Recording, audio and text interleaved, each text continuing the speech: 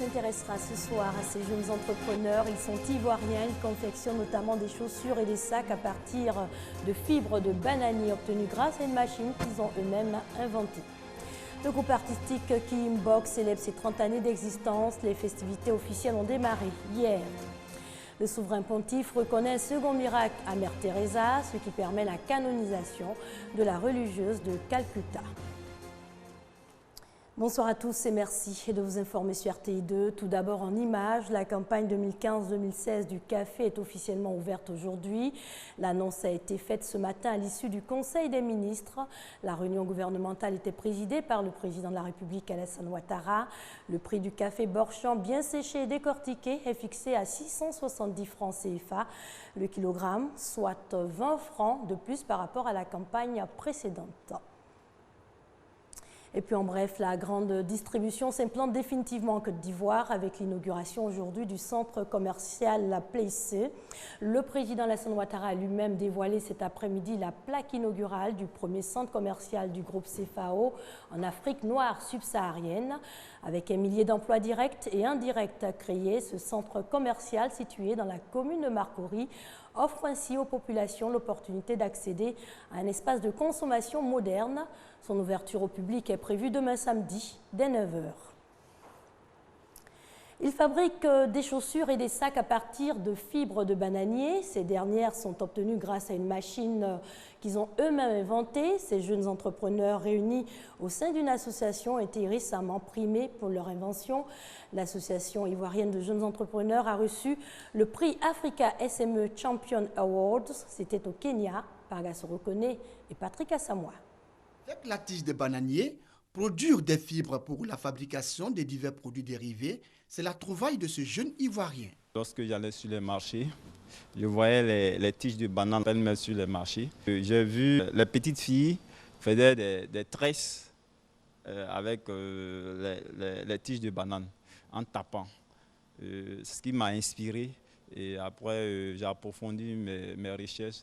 Cette idée novatrice va rencontrer le savoir-faire de Fiouet, une start-up ivoirienne spécialisée dans la production d'emballages écologiques. Un coup d'essai devenu un coup de maître. Nous avons participé à 2 prix.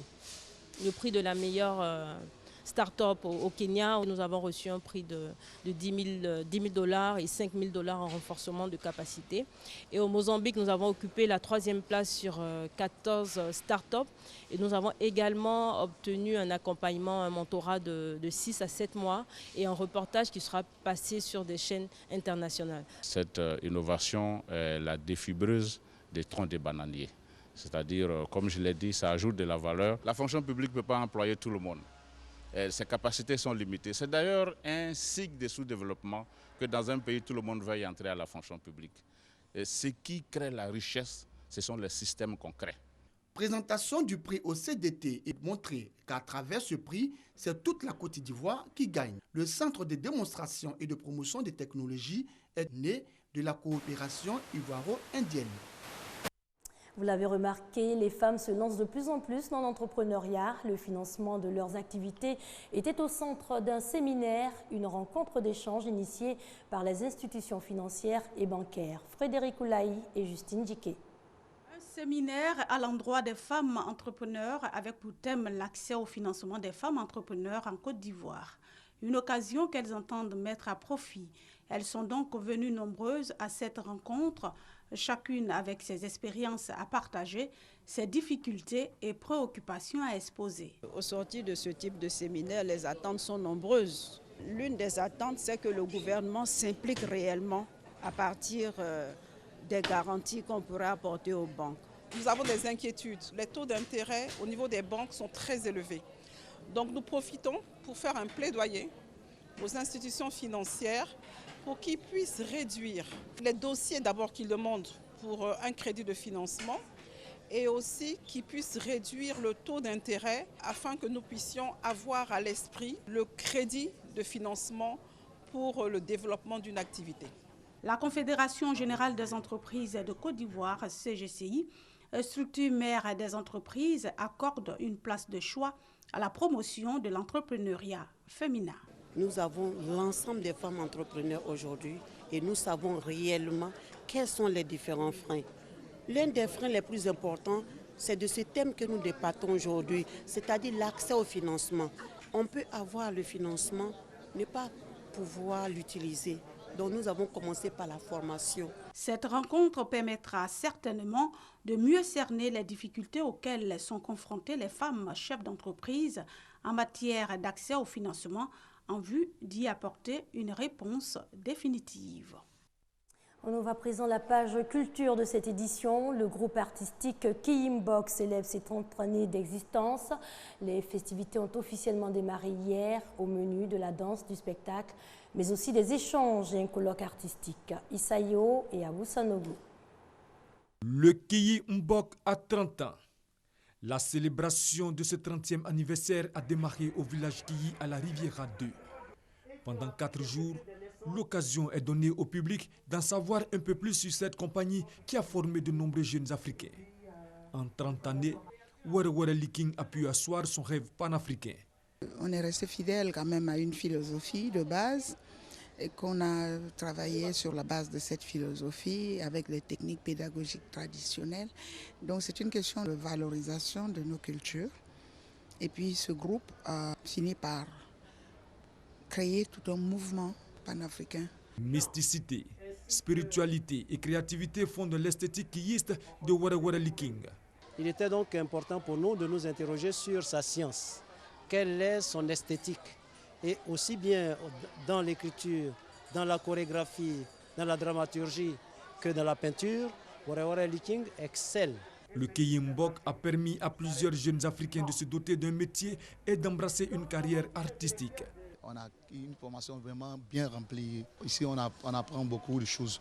Voilà, la polyvalence est l'une des qualités de la formation ici. Aujourd'hui, on est très content de pouvoir fêter ses 30 ans et de pouvoir partager cette transmission que Wara Liking a pu nous dire aujourd'hui, qui est vraiment une initiation qui va pouvoir donner à tous les jeunes Africains une véritable culture. Échanges, danse et spectacles sont au menu de ce 30e anniversaire du Kiyimbok qui s'achèvera le 21 décembre prochain.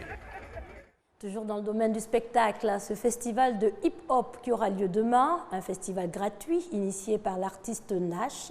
Pour cette 4e édition, elle promet le maximum à Treichville, précisément à la place Ernesto Djedje. En attendant, l'artiste est en mode répétition. Regardez. Hip-hop enjaillement. Ce samedi 19 décembre, Treichville-Arras va vibrer au rythme de ce festival de rap à sa 4e édition cette année. Pour cet hommage au genre musical qu'il a révélé au grand public, Nash, l'initiatrice, se prépare à offrir le meilleur de son art. En pleine répétition avec le Giassa Band, son orchestre, l'artiste nous donne un aperçu de ce que sera cette grand-messe du hip-hop.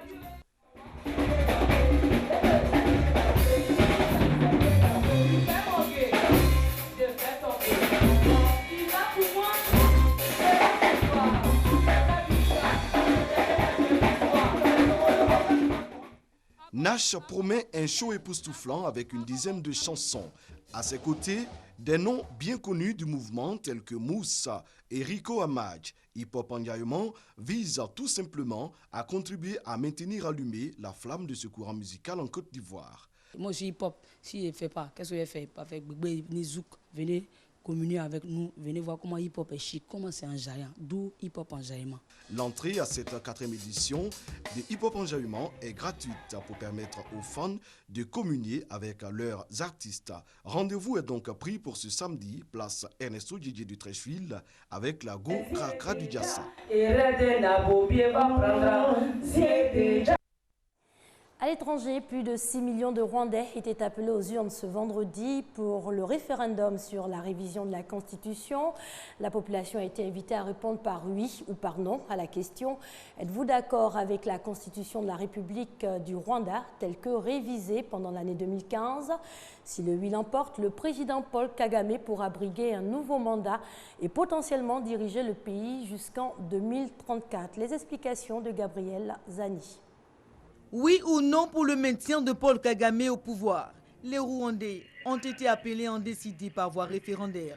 Très tôt ce matin, ils ont pris d'assaut les bureaux de vote.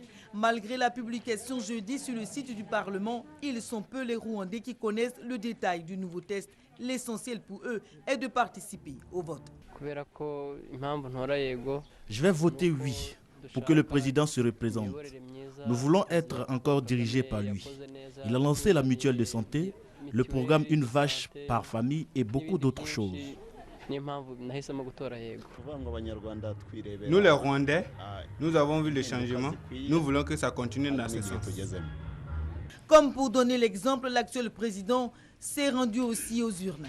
Les articles 101 et 102 sont les favoris de ce référendum. Modifiés en plus d'autres articles, ils autorisent potentiellement Paul Kagame à se maintenir pendant 17 ans supplémentaires à la tête du pays. Sur la question de ce référendum, il se prononce.